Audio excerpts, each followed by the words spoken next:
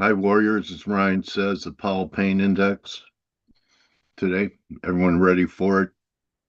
How you doing, Mike, Alexander, AJ, Ryan? How are you, bro?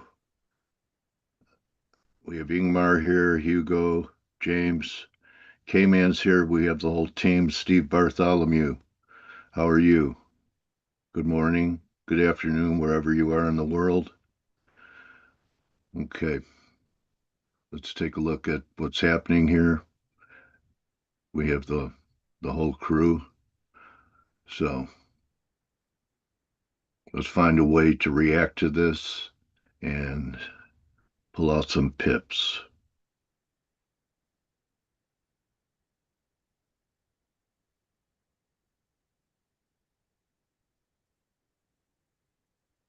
Okay, let's start with Ryan. So the Noke has been a home run ball, and we've been talking about it for weeks. First here, then the buy at 10, the buy at 10.50, the breakout at 10.15, and here it goes. You should have some nice pips if you took it. Let's talk about the euro. Looks like major support here, Ryan. What do you think? Yeah, a bit of support there. 1570 is my level just below here, but it's holding that 115.90, 116 area. But that bounce doesn't look very encouraging, does it, so far? No, it's probably going to need news to make it pop. What do you think? Yeah, Favorable news.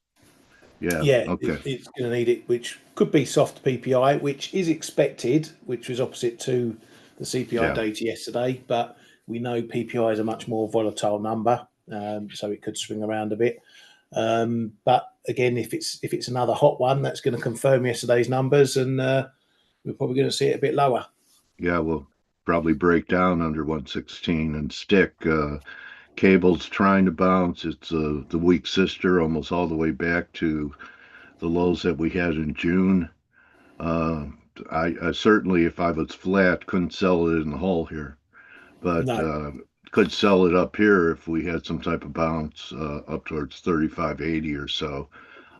So the only currency that I'm long right now is I'm trying Aussie again, and to me it looks like we have one, two, and maybe we get a third drive up here if the dollar pulls back. Dollar index did more than I thought it would do early this week. I mean, with this candle yesterday, but I still think there's going to be an opportunity. I know some people are looking for new lows. I'm going to be attempting something like a 61% pullback if we get one in the coming days. So that's where I'm at. Any comment on US dollar yen? Not much of a dip to buy into. Um, well, come, no, it wasn't, but it was dip enough. I managed to muck that up. I had two things to say about dollar yen yesterday. On the Face show, buy a dip on CPI, and then in the room, I said if you're going to be playing dollar yen, you've got to watch tens up at 450 because that could put a bit of a top in any move in dollar yen. And where did we get to yield? 495, 445. Sorry, 449. yeah, right And here. when did we get the top in dollar yen? Pretty much round about then, except for the little extension in Asia. Yeah, pretty big move in yields.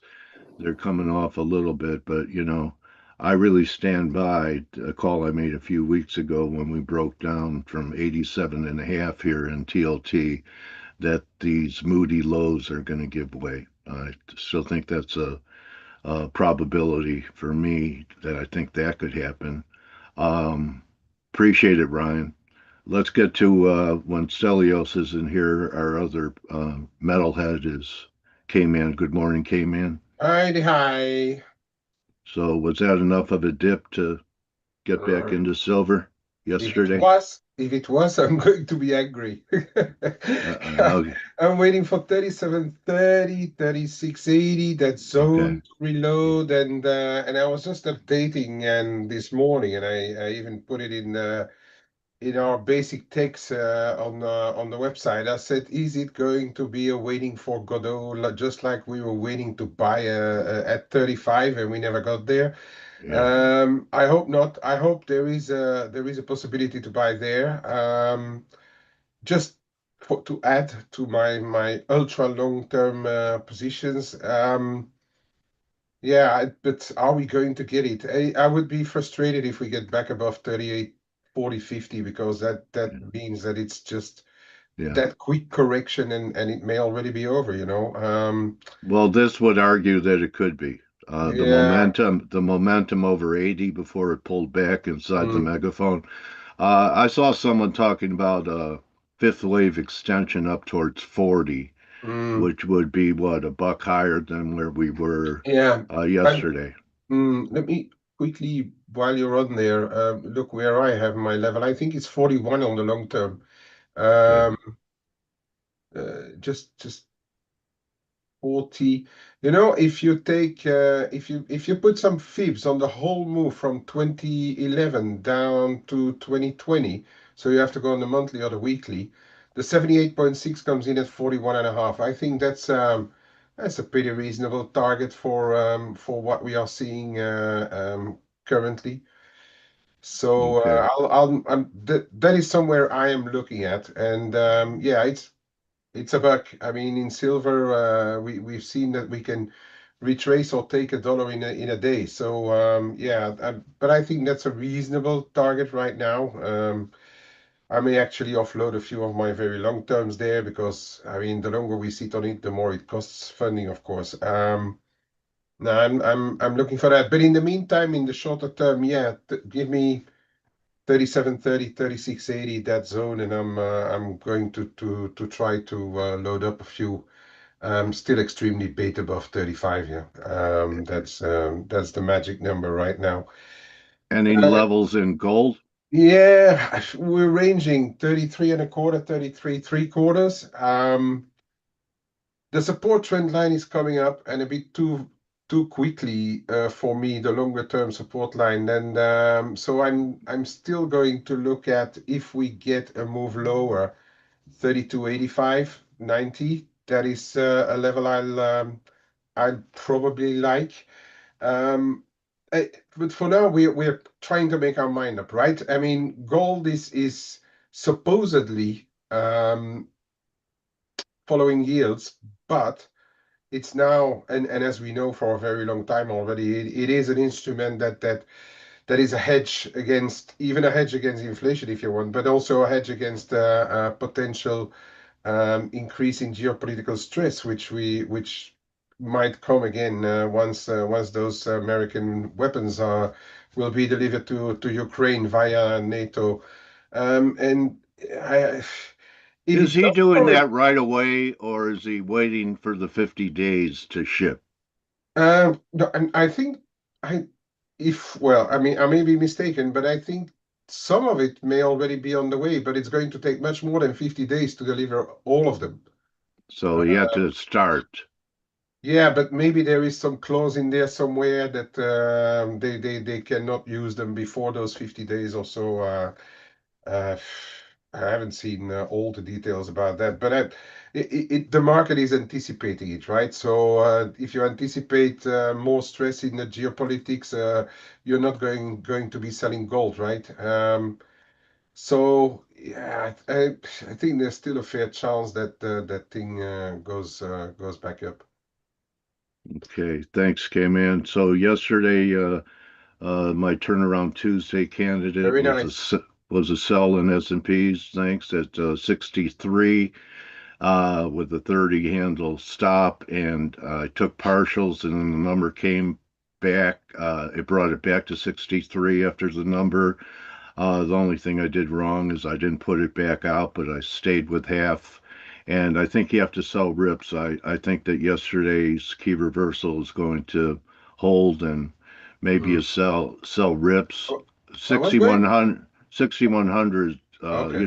prior record high, 6130. That's kind of a natural place for Mm. a correction to go back to a previous high that held for a long time. So that's my target.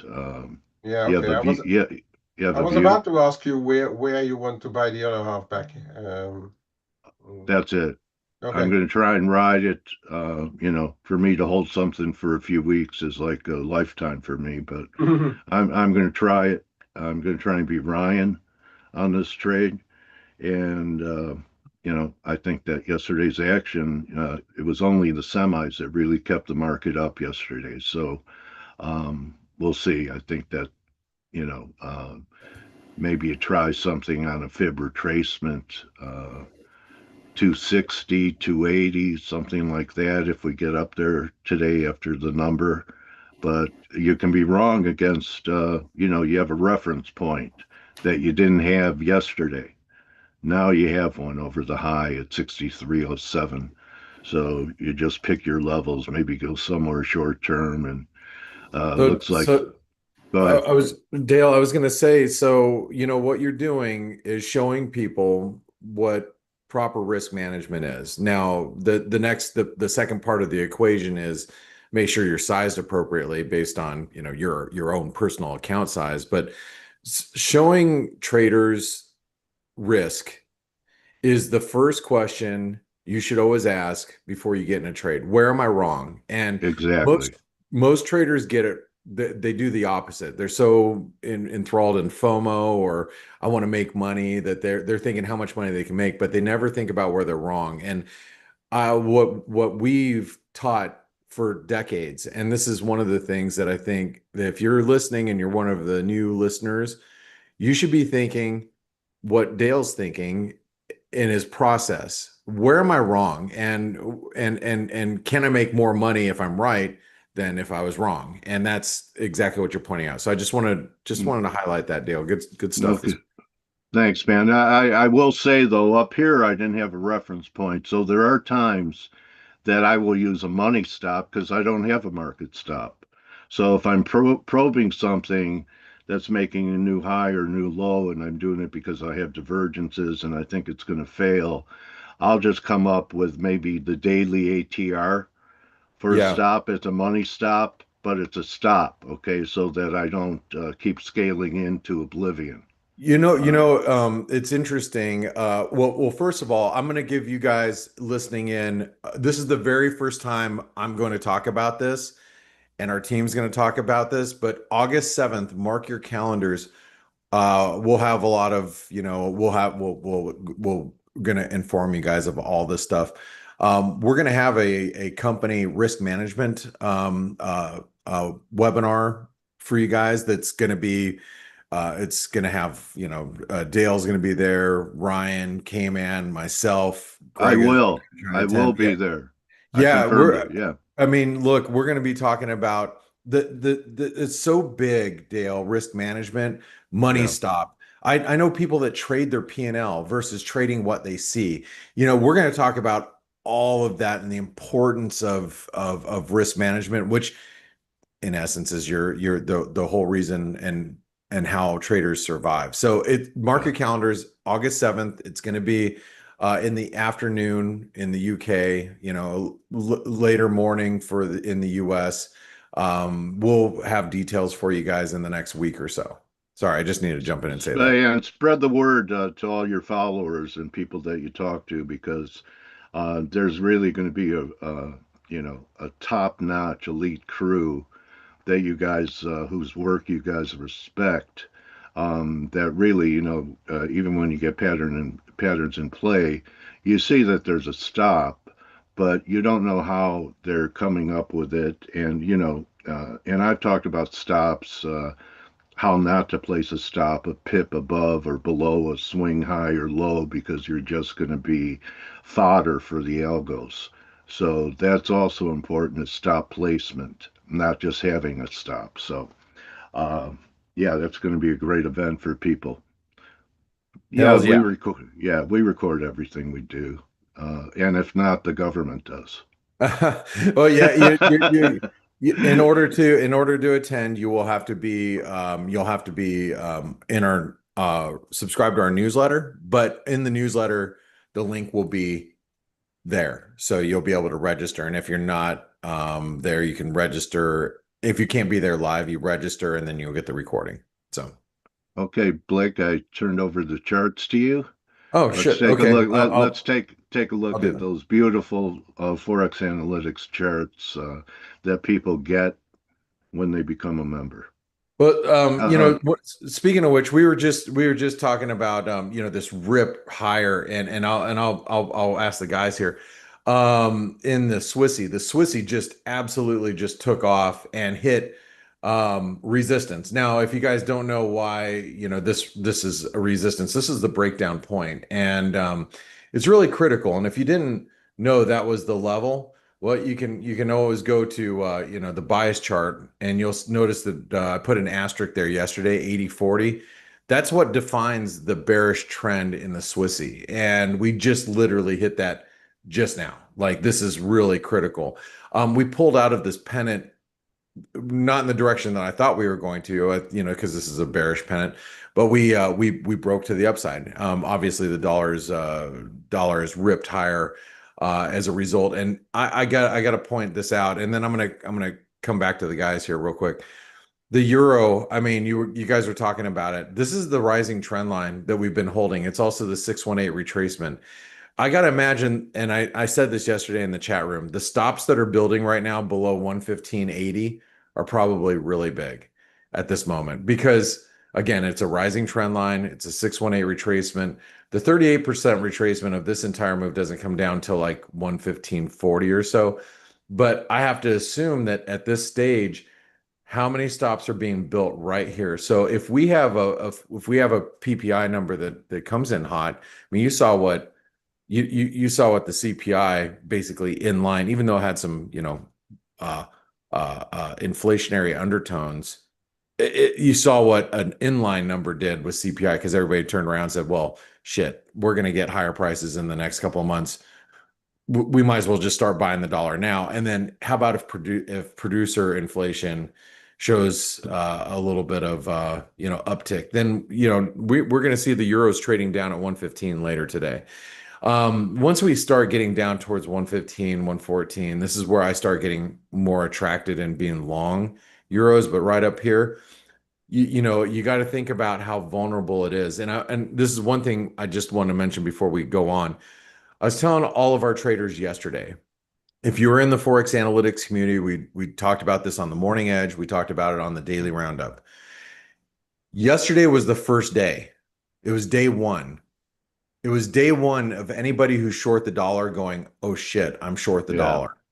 Yesterday, all the days before that, all the days before yesterday, all it was is a pullback. I mean, we've gone right. from, 110 to 118. We've had this nice little, very manageable pullback. We're pulling back to the breakout points at 116.40. It's only just a little bit of a pullback. Nothing hurts. That's the way it Yesterday, looked. yesterday was day one, right? Yeah, Yesterday is yeah, day one where people that are short the dollar are going, oh shit, I'm really short the dollar right now. What happens on day 2 or 3 if we're trading down at 115? That's where the worry starts to set in. That's where people are like, I own this thing at 117.50 and we're trading at 115. Am I going to be adding here or do I have to just get out? This is where we are in the psychology of the trade of where we're at. And it's important to understand that yesterday was only day one. So I just want to leave it at that because day one could have been, that might have been it. We might get some weak PPI data and the euro pops right back above 117. And anybody who is short the dollar might turn around and go, whew, that was a close call. But right now they are sweating and they should be. I mean, we've gone from basically, let's just talk from the beginning of the year. We rallied 16% in the euro over the course of, the first 6 months. That in currency terms, I'll just ask our most senior currency trader here. Kman, how often do you see a 16% move in currencies in 6 months? Um, what should I say? Now and then, when something changes, and we had a big change, and there has to be a solid reason, whether it is a crisis, whether it is a change economic, how shall I say, the whole economic picture of a country, for instance. That's when you see those kind of moves. It is a pretty sharp move, I must say. It is a pretty sharp move. Not that we didn't call for it.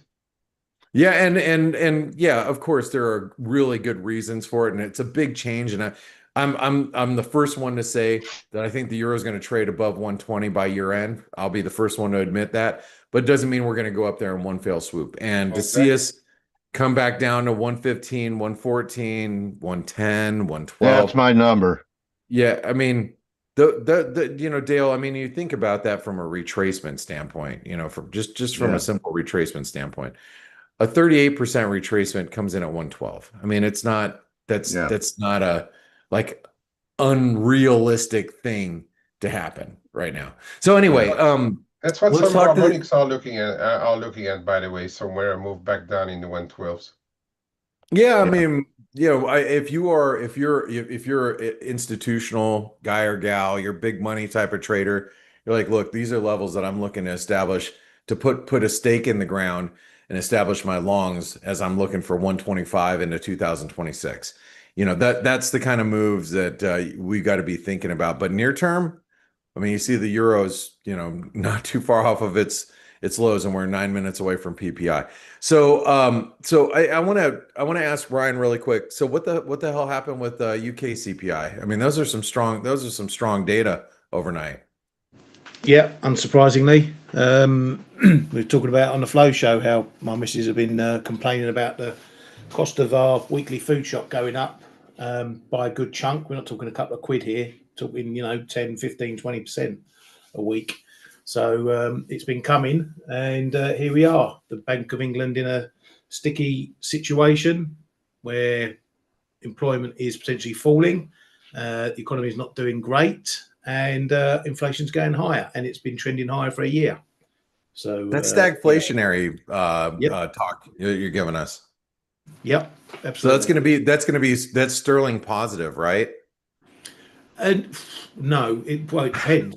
Which way does it go? Do they cut rates on the economy or hike rates on higher inflation? But What do you I think they're going think to do? What do you think they would do? I the bar for hiking is very high, but I think if we see inflation getting up over 5% again, certainly the market's going to be turning far more hawkish. Yeah. But then, what does it do if the economy's in a recession? It's a difficult situation.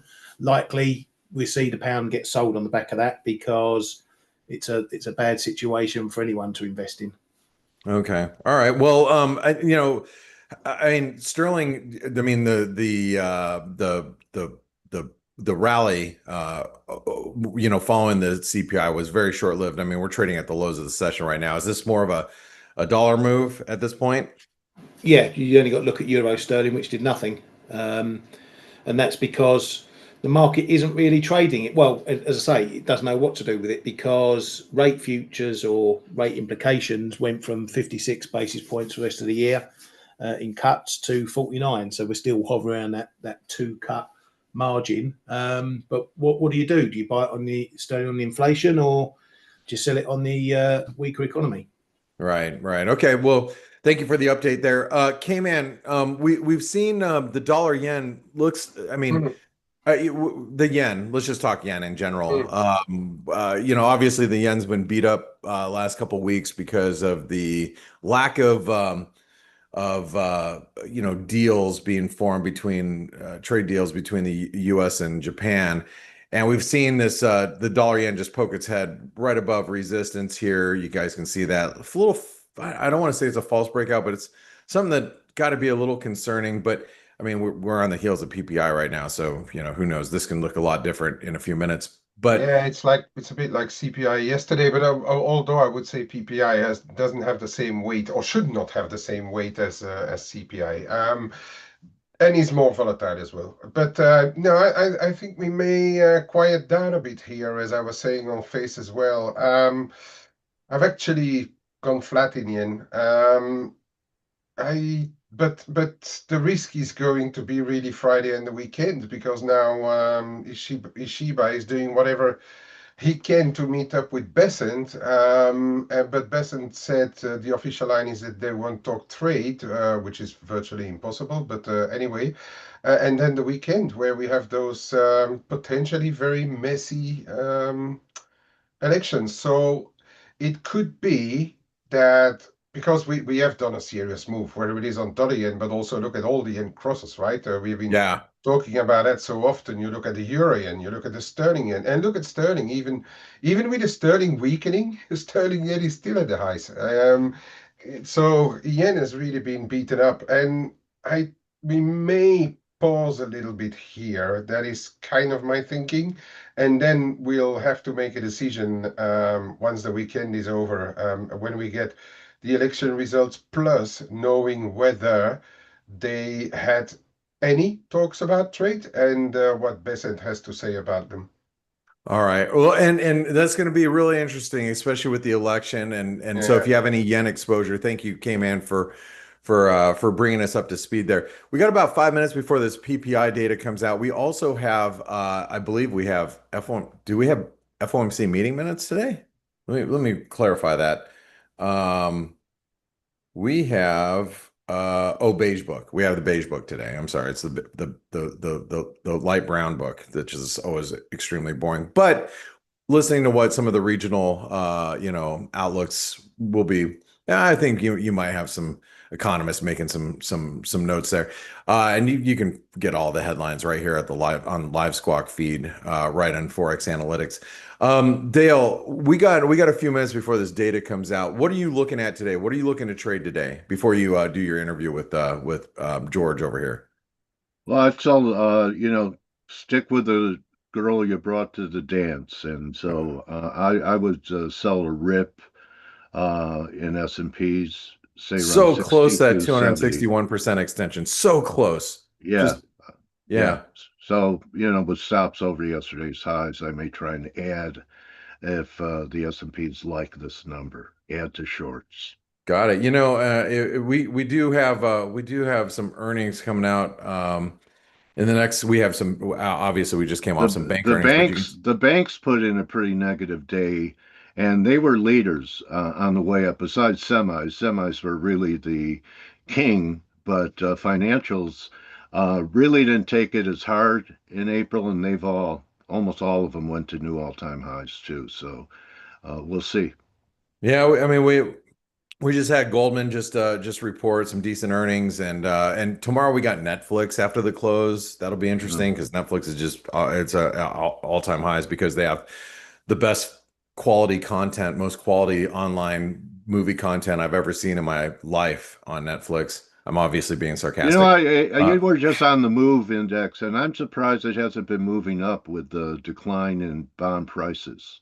Yeah, It so was that was actually my chart of the day yesterday, and which move. I say is a tailwind for the dollar. You see, yeah, this move in the 10-year, the ZNs were back below the 200 DMA. Looks like we're gonna, challenge 109 again, 109 and 109 and a half basically, and that should give the dollar, whoops, a little bit of a lift.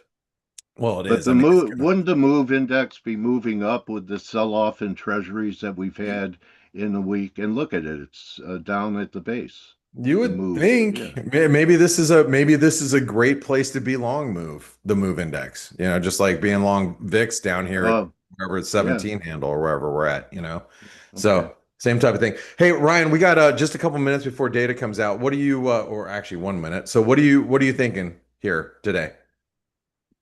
Just watch for a similar but maybe lesser move that we got yesterday on the CPI, depending on how the data comes up. If it comes in hot, where we're expecting PPI to drop a bit, then you're going to see another rally in the dollar. Maybe that'll take tens up through that 450 mark, but we'll need to see if it holds that.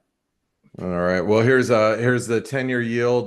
Then you have the 15-minute chart, and then the S&P. And I'm just watching the euro to see if it could break through that 115.80 level. If we start, I think if we get below 80, we're gonna start taking stops. So remember, yesterday was day one of the dollar move, the Squeeze. dollar rally. So here we go. PPI data in about 20 seconds. We have the dollar index in the middle, S&P right here to the right, and we have 10-year yields off to the left here. So let's see what we get. Here we go, people.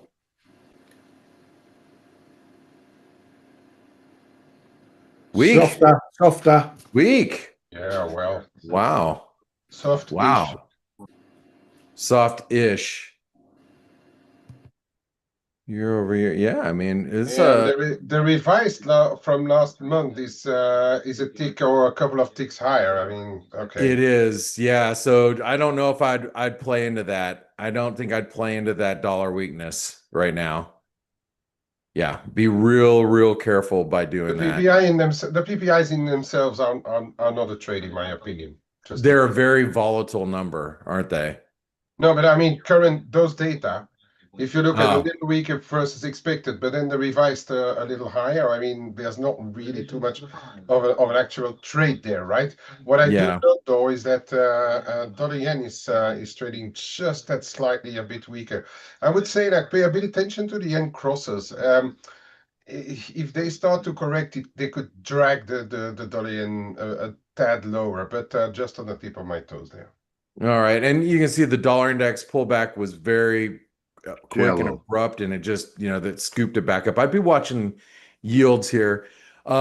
Stocks are getting a little bit of a lift because, most people that are trading the stock market, they're not really macro people, and most of them are under the age of 30. So they're just buying because they think that the inflation is running cool. So they're just buying up stocks. So maybe, Dale, you get your 50% retracement before you Yeah. can face those little Almost got there. guys. Yeah, almost. All right. Well, hey, guys, gals, best place to be is in the Forex Analytics chat room. You want to know exactly where we're buying and selling stuff. You want to see you want to have a running total of, I don't know where my positions are at. Oh, I'll tell you. They're right over here. You want to know what positions I'm running at all times? You can just come check out us in the chat room and have conversations like this 24 hours a day with so many great traders on exactly what they're seeing, what they're trading, what they're buying. Forex Analytics, $1 for 10 days. Try us out. I'll see you guys there. All And you right. know what, guys? I've always said find traders that are better than you to hang out with, and you'll rise to their level if you could let go of your ego and not compare yourself. You don't want to be where you're the master compared to everyone else because, it's great if you could teach and share what you know with others, but if you want to grow, you have to be with, professionals, okay? And that one day will make you one too. So, thank you, team. Kay, Ryan, Blake, Dream Team. Cheers, Hey, mate. real quick, Evans, just Dale. and thank you, Coach. Just real quick, we have a bear flag pattern in crude oil. You can find it right here and Yeah. see where downside targets are in crude. So there you go. All right. Okay. George Robertson, how are you, buddy? It's great to see you. It's been a while. How's your trading career going? I've had perhaps the most raucous experience of the last couple of months that I've had in 50 years. Okay. And I think maybe I'll throw it out to people so that perhaps it's useful for them.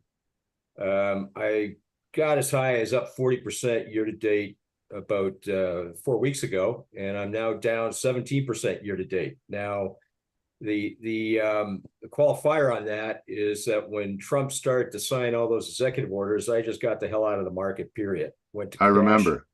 Yeah. Yep. So you And, missed that whole drawdown into April. You were out, you got out before yeah, that I was debacle. out, made a little bit in Canada, US, Yeah. in the process, but just small change. But the whole thing of it was that the whole market, from my read, and not to get too highfalutin theoretical, but the whole market is based upon a rule of law, or the ability of contracts to be honored, and having some sort of ability to forward plan what the heck's going to happen with some dependency on future value. And Trump has deliberately attacked that. and then, you know, he doesn't make any secret of it. He's now has got 333 cases, all of which will probably end up in the Supreme Court. It's one of the biggest hairball clogs in the shower drain that the U.S. has ever experienced legally. And they're all directed to augmenting the executive power at the expense of the Supreme Court's constitutional power. Now, this sounds like maybe great for first-year university discussions, but it's really very sincere, and I think it explains all the movement we've had in stocks since Trump 2 started. We drew down because of assumptions, which I think, ironically, are now starting to bear out to be true about the impact from a macro point of view of the tariffs. Yes. And then we recovered, I think, because it started to become clear that, you know, a lot of this was bombast, hype, Trump's secret sauce, or not so secret sauce, mud in your eye type stuff. And so people started to be lackadaisical in terms of the seriousness of the situation, and we went up from the Well, 5,000. not Wall Street though, George. They were leaning on him to do something, delay it, temper it. They were real vocal about the reciprocal tariffs. What's his name? You know, his trade guy, Navarro, was taking huge heat. They came out, they had to say, oh, the market will recover, which they were right. And for the market to turn around after a tweet that it might be a good time to buy stocks, DJT, that was the day, is something I haven't seen in my lifetime, let alone a president, Absolutely extraordinary.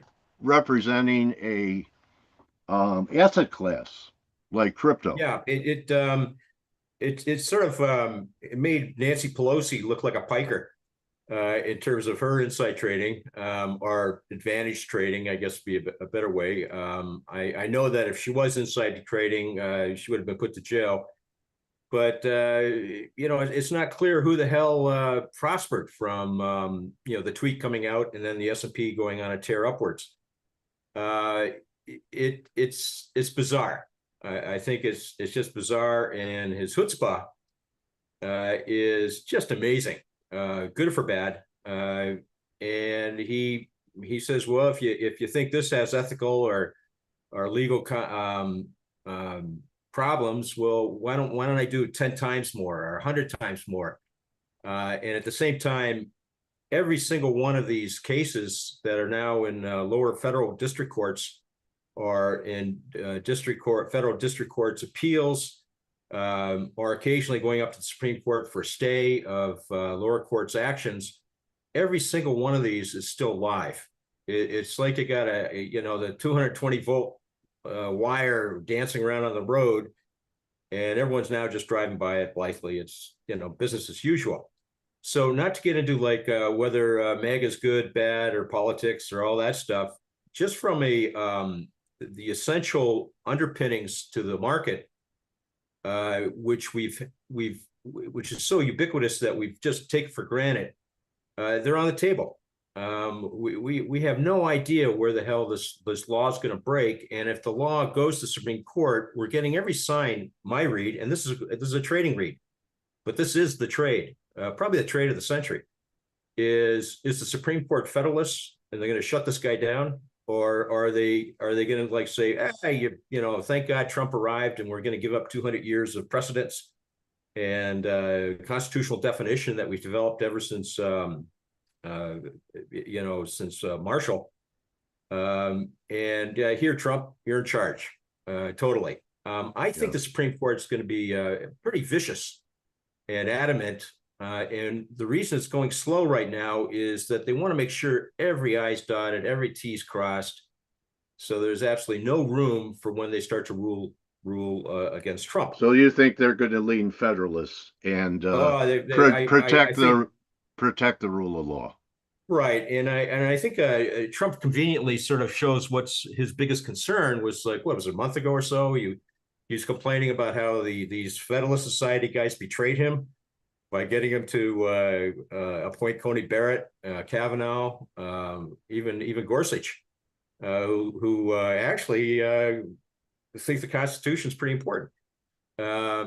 And he's shut up about that. I think he does have some sort of input in terms of his wild ass tweeting and declarations, because he did shut up about going mano a mano against the Supreme Court. But they're still alive. They're still ongoing, and I think it's a mistake to assume that because the Supreme Court is insisting on percolation, they call it. That I got that from Coney Barrett, not my own reading. That when it does arrive on their deck, it's going to be absolutely impervious to whatever they decide on. And I think they're Federalists. I think they're going to go, and it's going to be for the what's called the 25-26 session, which starts in terms of hearing arguments in fall of this year, and it goes right into the first quarter of next year. Okay. Mm-hmm.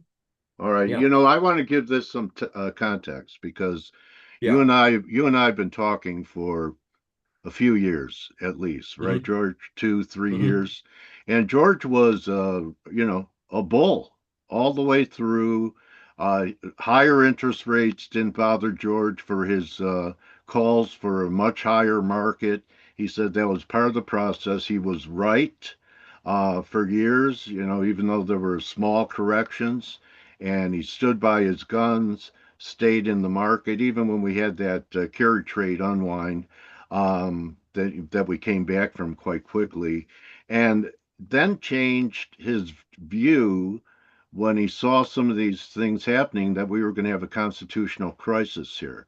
And that was one of the reasons why you got flat the market. I think you've been probing shorts in the market as well. So, you haven't been a perma bear in the market, that this is really a development maybe over the last 5-6 months for you. Yeah, it's historical. That's a neat word to hide behind. Nobody can blame you anything happens week to week, but it definitely is epic. And because it doesn't seem to manifest itself today versus tomorrow or last week, it doesn't mean you can ignore it. I think it's the underpinning for everything that's going to happen for the next couple of years. And so therefore what I did is Trump started to lean against animal spirits are still in force. So we went fairly long with good timing right, actually not bad, pretty well to the lows, and that brought me up to the 40% year to date, going about 3 weeks ago. And Dale, I think I'm in I'd probably fire myself if I worked for myself like 10 years ago. But I think this is a once in a career opportunity, and I am short, and I'm going to do it in tranches. I've already spent a third of all the money I can afford to lose in S&P puts. I'm seeking the highest convexity I can, so that means I'm doing out of the money short dated puts. So I'm going to roll it. I know I'm in the meat processing plant of the guys like Citadel and all, who are just having a happy day with my small add to their profit. But I think one day soon, or let's say within the year, one of these 3 tranches is going to hit and result in the 10 times, 20 times earnings. Now, having said that, I'm going to equivocate, is that the chunk of money that I require to live on for the next 20 years, assuming I live for another 20 years, is in cash. And haven't messed with it. And so all you're going to do is see me sort of disappear into the dusk. You're not going to, you don't have to worry about me. But as far as making money and outsized gains, I think this is just one of the most spectacular opportunities. It's all the Constitution. Nobody's watching it. Everyone takes it for granted that whatever the hell this guy says on his tweets and Truth Social, and I'm not debating. He has a seed of truth to everything he says from my point of view. I'm a Republican. What the hell? Okay. But where he goes with it is just like, I think the guy's on acid. Okay. It just Anyway, takes I off. think I don't know what he takes, but I think his Yeah. Well, niece actually, is that's the saying, best way, Dale, is just why bother? But go ahead. yeah, Yeah. yeah. But I think that a correction is underway that started from yesterday. Now, my objectives are not the April lows. I'm looking at this as possibly just being, 5% or so from the highs.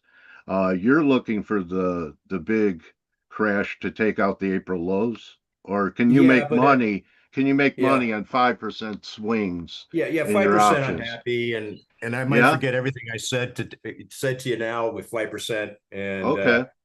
I'll just crow. Oh, But all right. I think we're in a very just a fascinating time, and I I don't want to be snarky, but to talk about flags and triple tops and everything like this is Yeah. it's sort of like trying to do technical analysis in the midst of D-Day. You could be right week to week, but I don't think that's going to be the story. And of course, I'm one of many. I could be out to lunch. That's the view I have. Do you think the bigger stories in the Treasury market, George? There was a little action Yeah, in the repo market where I know you know about this stuff. I think a few weeks ago, yeah. some of the banks had to go to the Fed window, which has a negative stigma and a higher price tag, to borrow, and it was a fairly large amount that people were comparing it to what was happening in 2018. Um, so the bonds and what's happening in the plumbing. What do you think? I think that there's way more made of repo, and I jokingly call it swinging the alphabet after the Three Stooges song. A B day, Yeah, the pretty gal singing. Um, the U.S. As a credit is not going to be an issue in all of this. Certainly, my lifetime might be in your lifetime, but that's because you're going to be around for another 50 years. But it's not going to be it has no bearing on anything. So okay.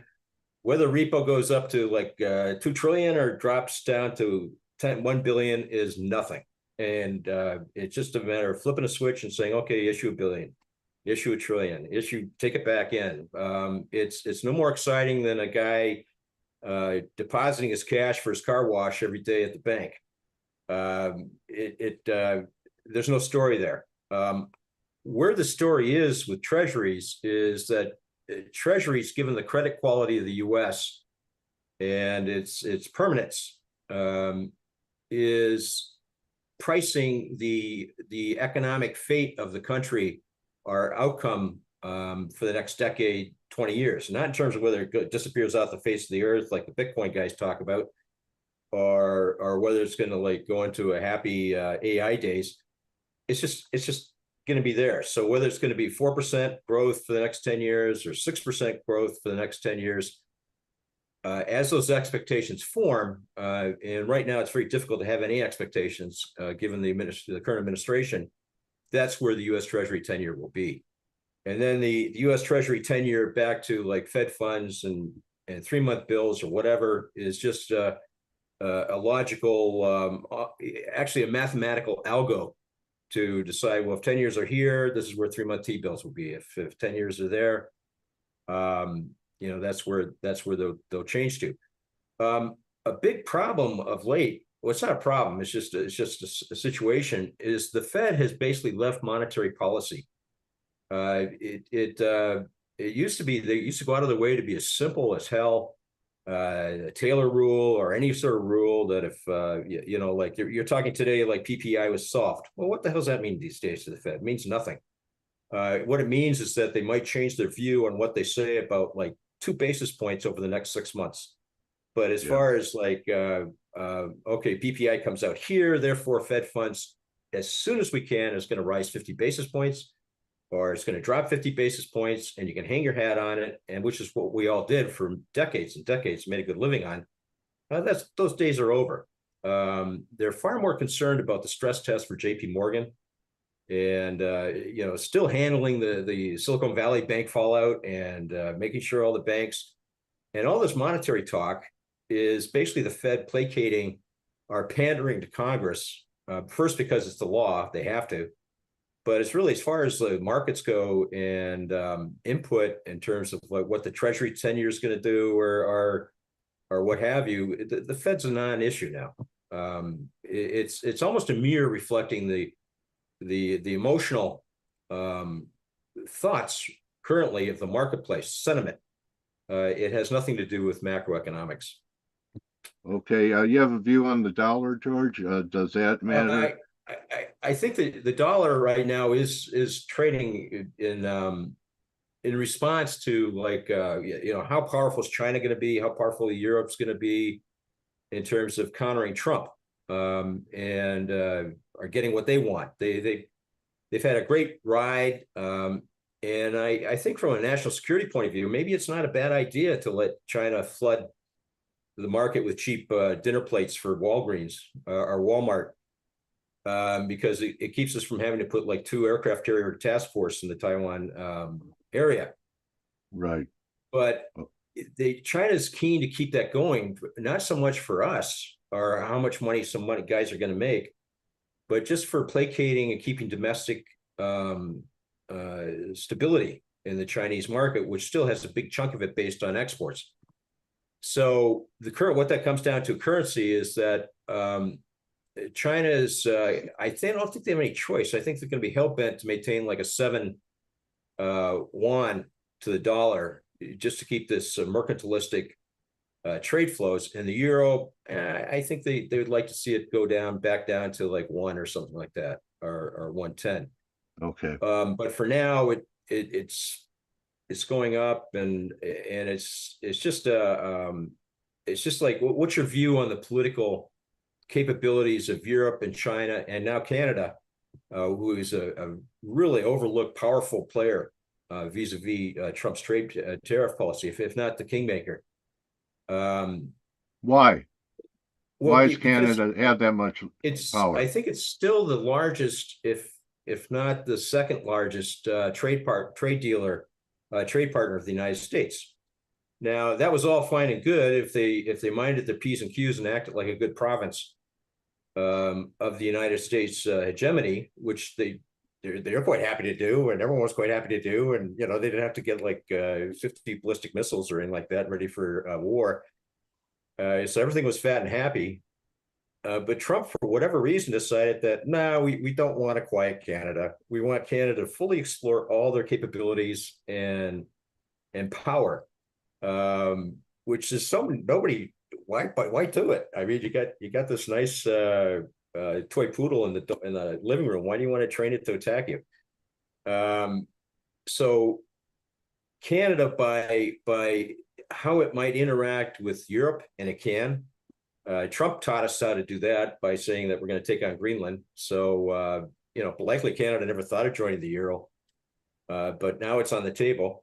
And given that they are the largest single trade partner, I think partner is the wrong word these days, but interactive trade dealer with the U.S., they have great suasion. Canada can make or break Detroit, for example, or Canada can make or break the whole Midwest in terms of potash and fertilizer exports. Yeah. So why Trump wanted to educate Canada in terms of what their actual power is beyond me, but he did. And they fought side by side with us in every war.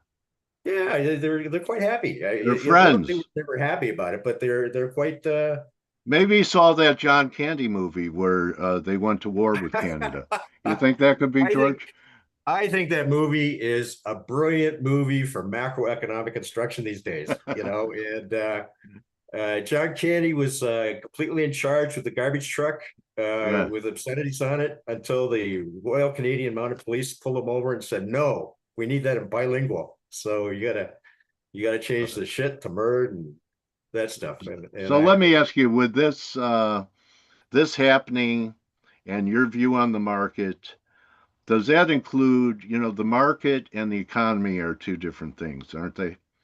I I think actually for the first time the discount that I perceived in hindsight I can say I did it right between the actual value of the economy in terms of what it should do to asset prices and how people were perceiving it has closed. I don't think there's a discount now.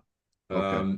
So given corporate profits and some of the other things, I have some charts to show, but we can probably just do a better job talking about it. I think it's now fairly valued. So if Trump had just shut up and had maintained some sort of semblance of the Biden fiscal flows, maybe doing things like not letting 6'8" men compete in women's swimming swimming competitions, and there's all sorts of things he could have done, which maybe should have been done. He would go down as like Reagan times 20. Like he had the setting, and he still does to some degree, of being the most prosperous presidency in many, many decades. But no, he had to perceive that there's this mega, anyway, blah, blah, blah. They were going down the political avenue. So by doing that, there is, and with the fact that I think that the realization of asset prices are now in sync with the great massive prosperity of the United States that's been ongoing for a decade and then sort of put on steroids by Biden.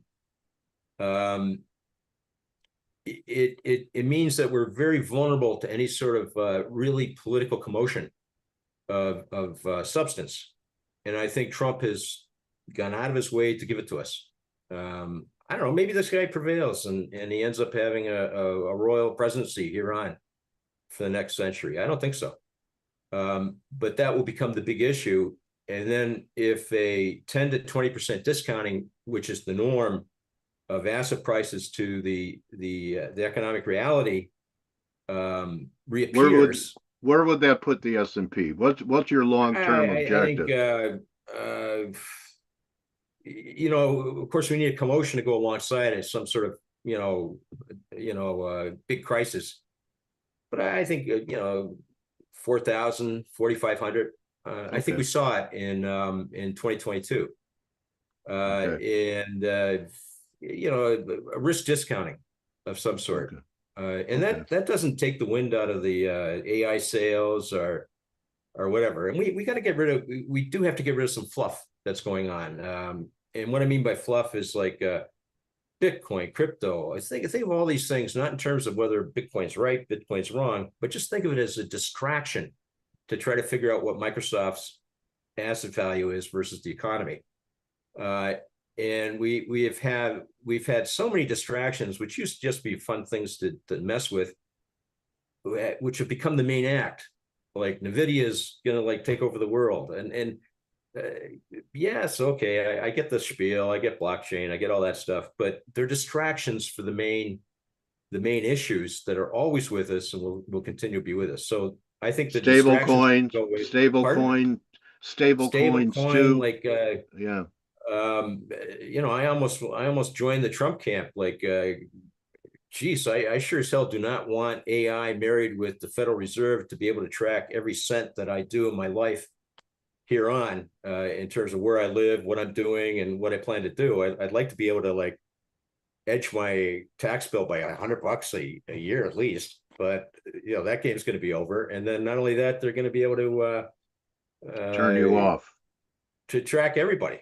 I don't think stablecoin's a good idea. I think that'll lead to social credit scores like we have in China. Oh, it's going to lead to China. I think the U.S. has again, it goes back to this Constitution and everything, but I think the capability ends up defining the setting rather than the other way around.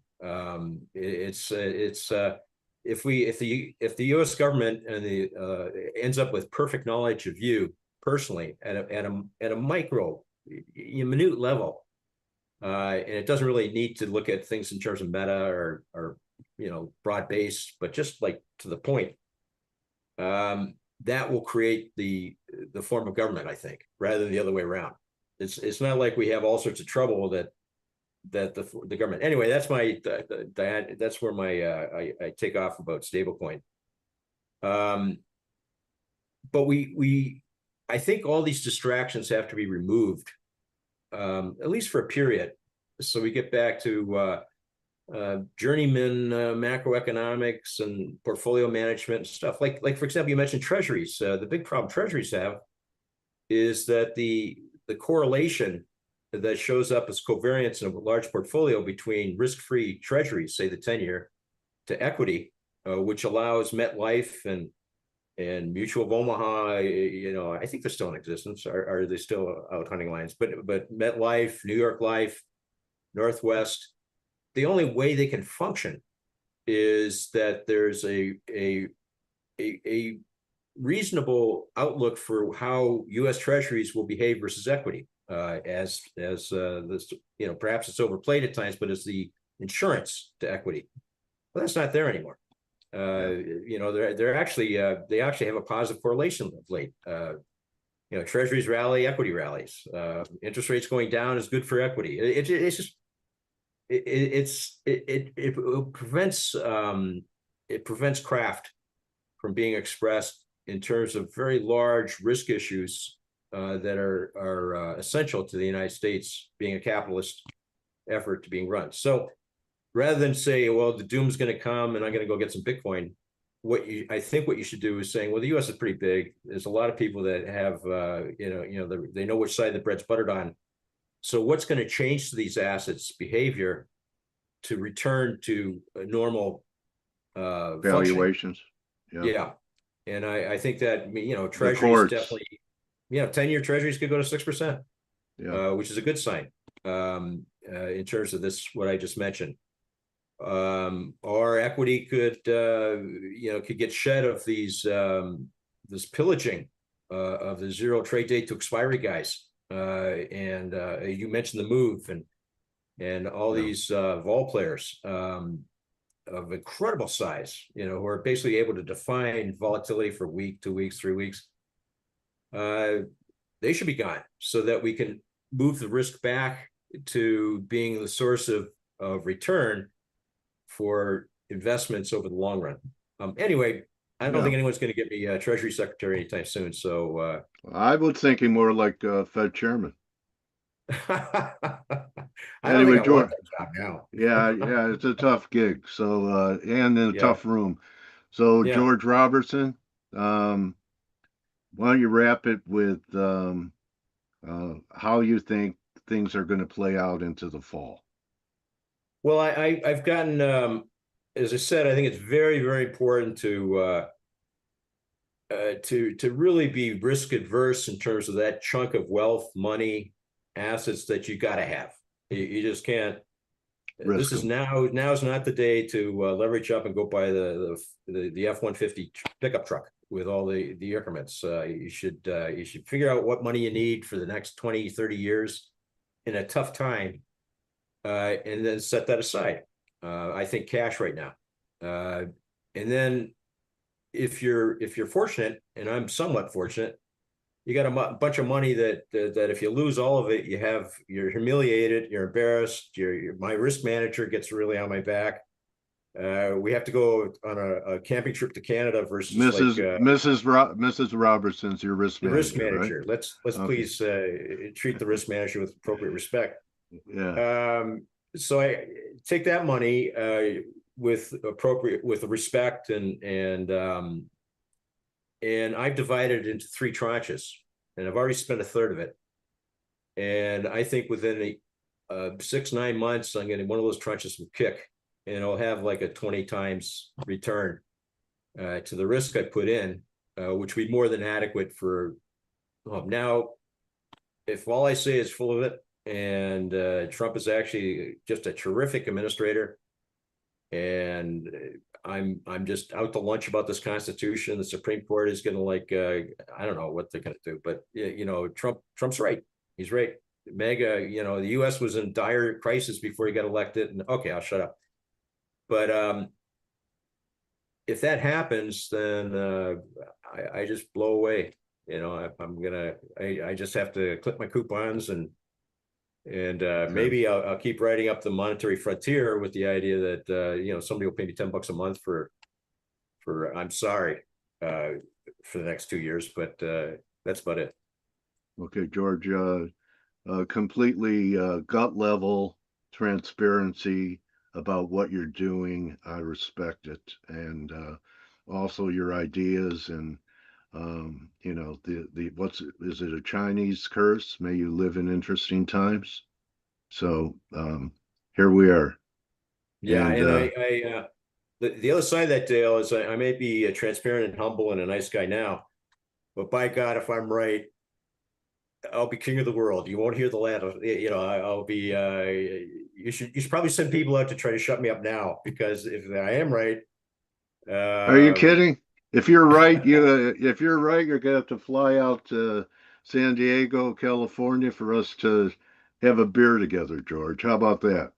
yeah, and I'll at that point, I'll even pay for it, Dale. George Robertson, everybody.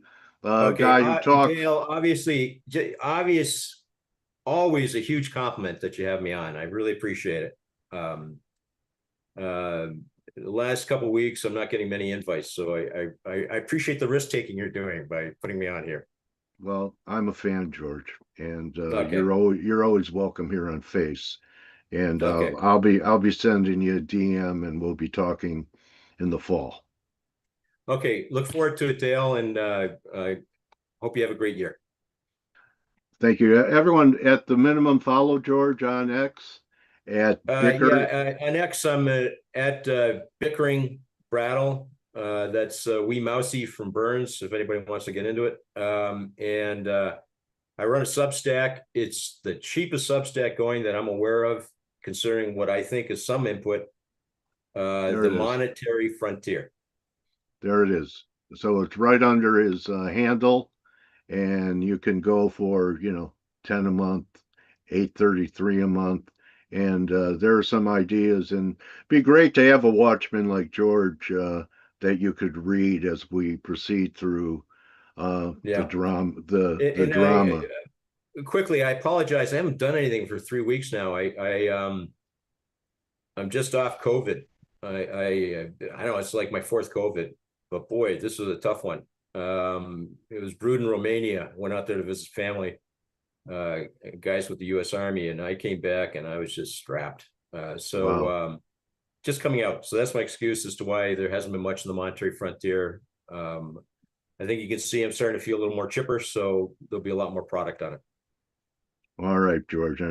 Health to you, and Godspeed with whatever you're trying to accomplish, in my view. And really, as soon as you figure that out, tell me, will you, Dale? you'll hear from me. I'm not shy. So thank you, George.